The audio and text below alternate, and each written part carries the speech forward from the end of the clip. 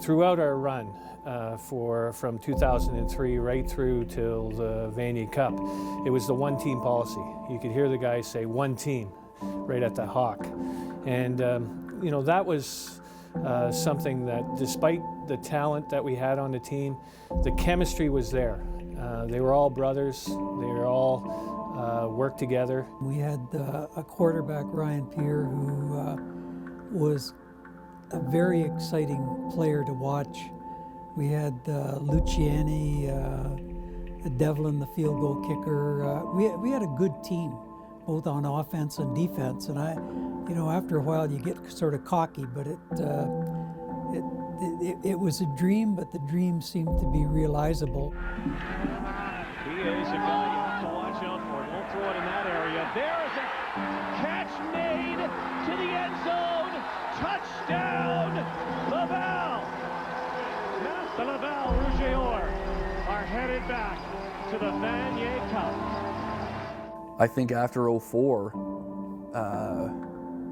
we couldn't wait to get back and start playing people again. Because when you lose your last game of the season, you lose, that leaves a bad taste in your mouth, right? And knowing how good we were, for someone to finally beat us that year, didn't feel too good.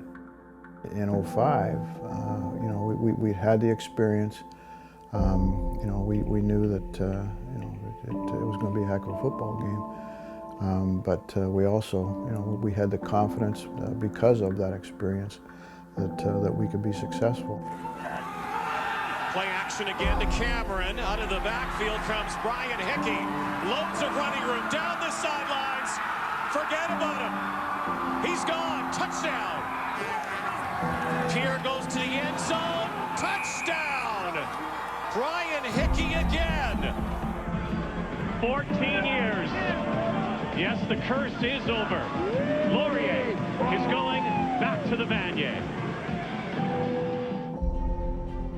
You know, the fact that we were going to the Vanier Cup, you know, we'd taken that next step. We'd won the national semifinal. The pride around the school was awesome. You know, everyone was going to the game. There was a great atmosphere around campus, no matter where you were. We had busloads of people going down. And I remember at one of the local Irish pubs, a huge alumni gathering. And for our following, that meant a lot and really spoke to the essence of Laurier and how they support one another. Ivor Wynne Stadium in Hamilton, it's one of the things that I will remember. When we entered the field as a team, right before kickoff, when we entered the field, the sea of purple and gold that was up there in the stands, it's something, I got goosebumps just thinking about it. It was incredible. Looking around, seeing people from my hometown with signs, you know, signs with my name on it, and just seeing the purple and gold and the amount of people that were there and all cheering for you, all behind you, and just the excitement that was going through that stadium. It was special. It's something that I'll never forget. And just the opening kickoff, and once it was booted, and you know, it was another football game from that point on. I think, you know, the first couple of opening drives for Saskatchewan were key for us. They were a very talented football team. They had a very talented tailback, very talented QB that, you know, we had to get a sense of, right? We watch them on film, and they certainly had a big veteran O-line. We were like, let's see how we match up. We didn't have a very big front. And those first couple of drives that they had, they were 2 and out. We were winning field position. We caused an early turnover, and our confidence continued to build. At halftime, we were confident. You know, it wasn't those predictions from certain media sources didn't play with the psyche of our team. It was more of a confirmation. We knew we could play with them, but that was like, see, we can play with them. And that was just, again, to add to that confidence that we had, that we knew we were as good as we thought we were. And so going into halftime, that was kind of the message that was relayed was, see, Now go out there and take it from them, because you know you can play with them, you know you're better. On the line, the Vanier Cup with 7:05 to go. 1st and 10, Saskatchewan at the 25. Huskies by a point, and here's their man. Stevens turns the corner, he could be gone. He turned that corner and he just hit it.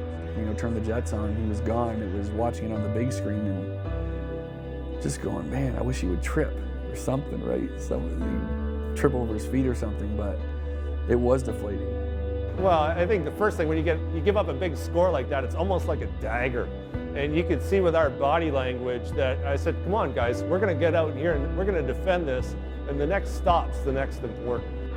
You know, we get one, and you know, the last minute and 45, I don't know how many times I've played it and gone through it in my mind, but Ryan Pierre gets flushed out of the pocket, and boy, we're running backwards a little bit, and back around midfield, and he dumps it off to Nick Cameron, and we get some yardage back, but it ends up we're 3rd and 16. We call a timeout, ask Coach P, we got to play for this, and he says, we got one, Coach. We got one, so let's go get it. They need a big one here, a big play right now. All on the line, 1:45 to go. Laurier, 3rd and 15. Pierce stands in. He's going to get it. First down, he does. Wow. Dante Luciani makes the catch of the game, because the Hawks are still alive in the Vanier Cup. For my career at Laurier to come down to a kick for the Vanier, I mean, that's the stuff you read in books. So Devlin, with a near super season, missed early, had another miscue, but this is for the lead as Devlin strokes it through smoothly. It's Laurier on top. There was about 20 people from my family that were at the game, and they were sitting behind our team bench just a few rows up. And I remember I hit the ball and I knew it was going in, so I didn't watch the end of the play, and I turned to point at my family that were up there behind the bench. And I wasn't able to get very far because Joel, who was also one of my best friends, grabbed me and just held me. And we hug each other, then we look at each other, and we were just screaming, holy crap, can you believe this? And then we hugged again. There was great excitement, kids running around, and everybody jumping and screaming, and I think the main focus was to, you know, get everybody reeled in a little bit. And the defense was, you know, was outstanding. They did a remarkable job. You know, Bobby Cruiser made a big play on the first set, and then Yannick dropped the pick. We'll probably still bug Yannick about that for a long time. But then, you know, after that, it was over. 7 seconds to go, 3rd down, Saskatchewan. It's all on the line here. Catch made, inbounds. No, zeros on the clock, and that's it. The Golden Hawks have won the Vanier. At that point, I was in shock. We won the game, and I'm just standing there, and I'm looking around, and I'm like kind of pinching myself, like we actually won. Everything we've done paid off. We won. I keep telling myself, and by that point, the crowds are rushing past me. I don't even know where my teammates are. I lost everybody in the mix. You're just in a huge mob. I remember a couple people put me up on their shoulders, and I still couldn't even see my teammates because everybody just kept storming the field. But you're just kind of floating at that particular point, in shock, in awe that you did it, that the game is over, that you were the national champions. You know, to hear that gun go off and just feel the rush and people running and jumping and hugging, and it's something that you know, I'll never forget. I'll cherish forever. It was the coolest feeling to finally hoist that trophy up and think about all of the sacrifices that we made, how hard we had worked, you know, people that we had no longer played with. You know, you think about everybody when you're holding that trophy up and what it represents. And for us to do it in front of all our fans and our family and teammates, it was the pinnacle.